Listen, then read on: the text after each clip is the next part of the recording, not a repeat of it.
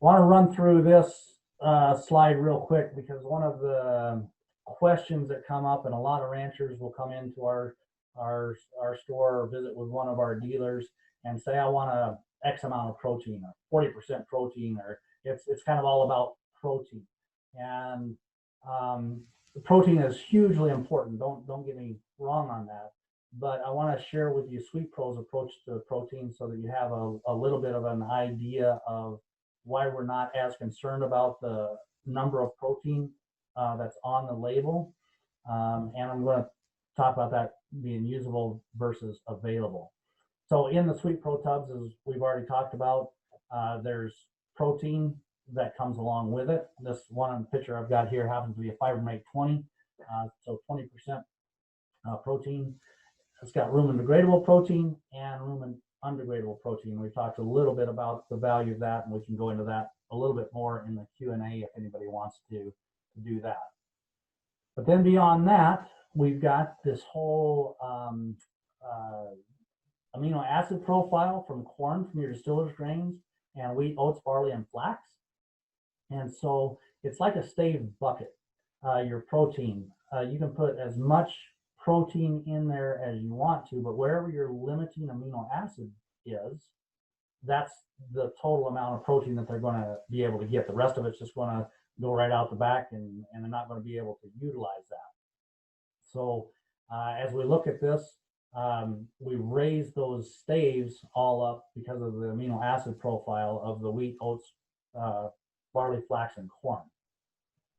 Also, it takes energy to correctly, for that rumen to correctly process and utilize protein.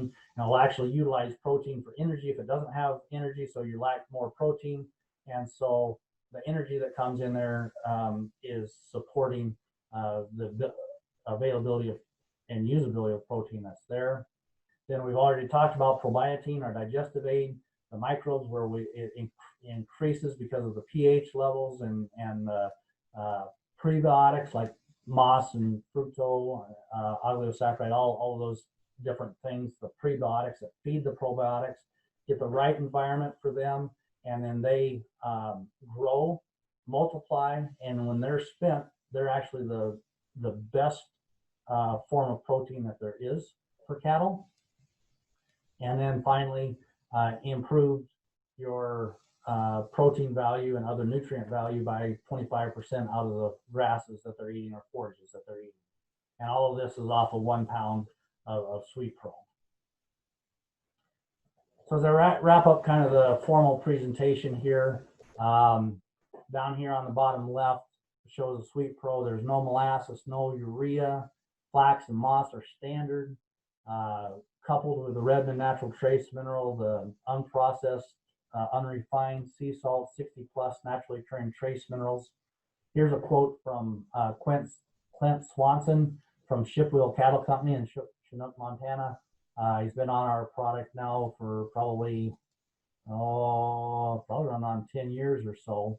But what he says is having access to products that have all of these benefits is very exciting in today's world of agriculture. At this point, I'm very comfortable recommending the SweetPro and Redmond salt combination. Sure has done a great job for us, and he does a great job in the industry. He's one of the industry leaders. And this comes out of Oklahoma State, their beef cattle manual, and this is kind of their conclusion on the nutrition side. It says, for efficient beef cattle nutrition, cattlemen must meet the dietary needs of both the cow and rumen microorganisms. This requires a combination of scientific knowledge, creativity, and management skills. Feeding programs should maximize microbial protein production first. That's what we're all about, is that those microbes in the rumen get that digestive system as efficient and effective as possible. All of those other systems are going to fall into place, and then meet the additional nutrient requirements over and above those not met by microbial fermentation end product.